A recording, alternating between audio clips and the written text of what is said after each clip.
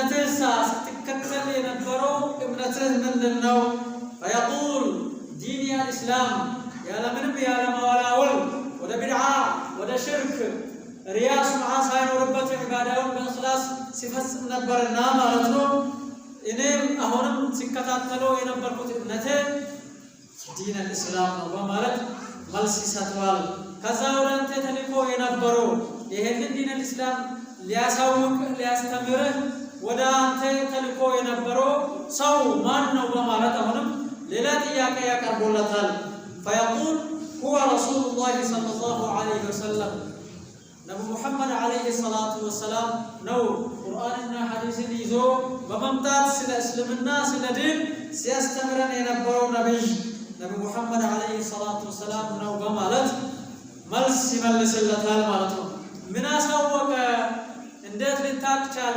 تبلوه نمتيقا فيقول قرأت كتاب الله فآمنت به يا الله القرآن قرأوا نزونكم رجال توكم من هذا الرقم فآمنت به وصدقت وقرآن أمنكم نزونكم قرآن يملون نجر هلو تونت نوبية تكبية سرالاي آوالكم فينادي منادي من السماء يا الله سبحانه وتعالى باريا تتأيكو يملسو مرس تككلنيا እውነተኛ የሆነ መልስ ነው የመለሰውና ታሪክ ከሰማይ ይጣራል ማለት ነው።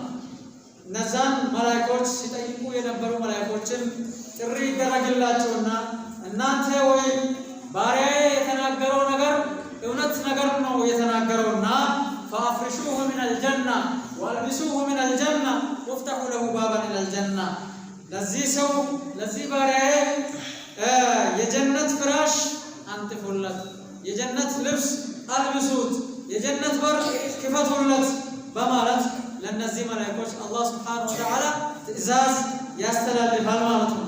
ቀብሩን እንደዛው የአይን እይታ ያክል አስፉለት በማለት አላህ Subhanahu Wa Ta'ala ለነዚህ መላእክታ ትእዛዝ ያስተላልፋል ማለት ነው። ከዛ ማለት ነው ይህ ሰው መጥቶ የሚያበስረው አብሽር የሚለው ማለት ነው በጣም ውብ የሆነ ሰው ጥሩ ሽታ ያለው ሰው እንደዛው ደግሞ ነጭ የሆነ ሰው ይመጣና ያበስረዋል። ሲመለከተው ሲያየው አንተ ማን ነህ ብሎ ይህ የአላህ Subhanahu Wa Ta'ala ባሪያ ይጠይቀዋል። فيقول انا عمل الصالح እኔማ በሐያቲ ያለ ስትተገብሮ ስትሰራው የነበርኩ መልካም ስራ ነን በማለት ለዚህ ዳማቹ መልስ ይሰጣል። ስለዚህ ማለት ነው ይህንን ጥሩ መልስ መመለስ ትክክለኛ መልስ መመለስ የምንችለው ዛሬ በሐያት እያለን አላህ Subhanahu Wa Ta'ala በቁርአን የነገረንን ነገር እውነት ነው ብለን ተቀብለን ተግባር ስናደርግ ነው።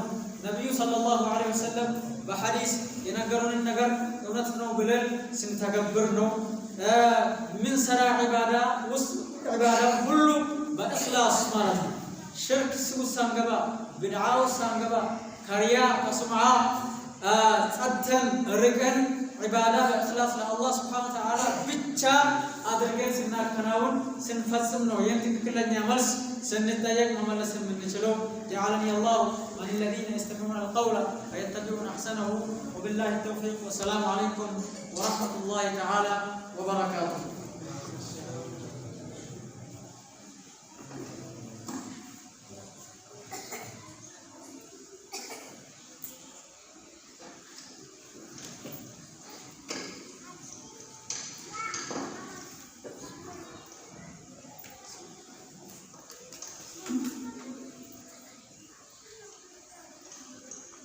السلام على رسول الله. أوصيكم ونفسي بتقوى الله. إن الحمد لله نحمده ونستعينه ونستغفره ونستهديه ونعوذ بالله من شرور أنفسنا وسيئات أعمالنا. من يهده الله فلا مضل له ومن يضلل فلا هادي له. وأشهد أن لا إله إلا الله وحده لا شريك له وأشهد أن محمدا عبده ورسوله صلى الله عليه وعلى آله وأصحابه أجمعين. أما بعد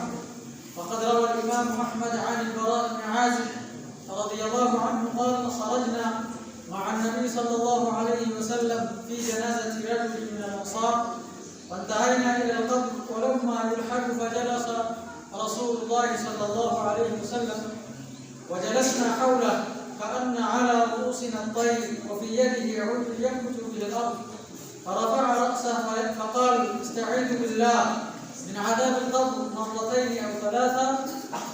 ثم قال: إن العبد المؤمن إذا كان انقطاع من الدنيا وإقبال على الآخرة نزل إليه ملائكة من السماء بيض الوجوه كأن وجوههم الشمس، معهم كفن من أكفان الجنة وحنوط من حنوط الجنة، حتى يجلسوا منه مد البصر. ثم يجيء ملك الموت حتى يجلس عند رأسه فيقول: أيتها النفس المطمئنة اخرجي إلى مغفرة من الله ورضوان. قال: فتخرج تسيل كما تسيل القطرة من السقاء، فيأخذها، فإذا أخذها لم يدعوها في يده طرفة عين حتى يأخذوها ويجعلوها في ذلك الكفن وفي ذلك الحنوط، ويخرج منها كأطيب نفحة مسك وجدت على وجه الأرض. قال: فيصعدون بها ولا يمرون بها على ملأ من الملائكة إلا قالوا: ما هذه الروح الطيبة؟ فيقولون: فلان فلان بأحسن أسمائه التي كانوا يسمونه بها في الدنيا، حتى ينتهوا بها إلى السماء السابعة.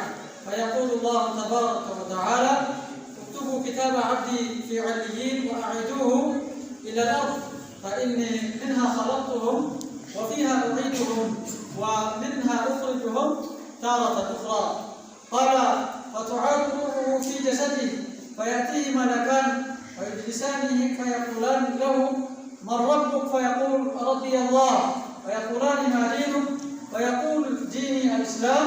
فيقولان: ما هذا الرجل الذي بعث فيكم؟ فيقول: هو رسول الله صلى الله عليه وسلم.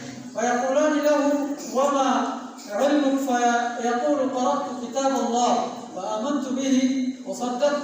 فينادي مناد من السماء أن صدق عبدي، يهده الله فلا مضل له ومن يضلل فلا هادي له، وأشهد أن لا إله إلا الله وحده لا شريك له، وأشهد أن سيدنا محمدا عبد الله ورسوله. أما بعد، ففي الصحيحين من حديث ابن عمر رضي الله عنهما عن النبي صلى الله عليه وسلم قال: إن أحدكم إذا مات ورد عليه مقعده بالغداة والعشي، إن كان من أهل الجنة فمن أهل الجنة، وإن كان من أهل النار فمن أهل النار، فيقال: هذا مقعدك حيث يبعثك الله إليه يوم القيامة. وقال كعب: إذا وضع العبد الصالح في قبره احتوشته أعماله الصالحة فتجيب ملائكة العذاب قبل رجليه فتقول: الصلاة إليكم عنه فلا سبيل لكم عليه، فقد أطال القيام لله عز وجل. فيأتونه من قبل رأسه فيقول: الصيام لا سبيل لكم عليه، فقد أطال ظمأه لله في دار الدنيا. فيأتونه من قبل جسده فيقول: الحج والجهاد إليكم عنه، فقد نصب نفسه وأتعب بدنه وحج وجاهد لله تعالى، لا سبيل لكم عليه. فيأتونه من قبل يديه فتقول: الصدقة كف عن صاحبي، فكم من صدقة خرجت من هاتين اليدين حتى وقعت في يد الله عز وجل ابتغاء وجهه، فلا سبيل لكم عليه. فيقال له: نم هنيئا، كنت حيا وميتا. قال: وتأتيه ملائكة الرحمة فيفرشونه فراشا من الجنة ودثارا من الجنة، ويفسح له في قبره مد بصره، ويؤتى بقنديل من الجنة ويستضيف بنوره إلى يوم يبعثه الله عز وجل من قبره. عباد الله، اتقوا ربكم تفلحوا. صلوا وسلموا.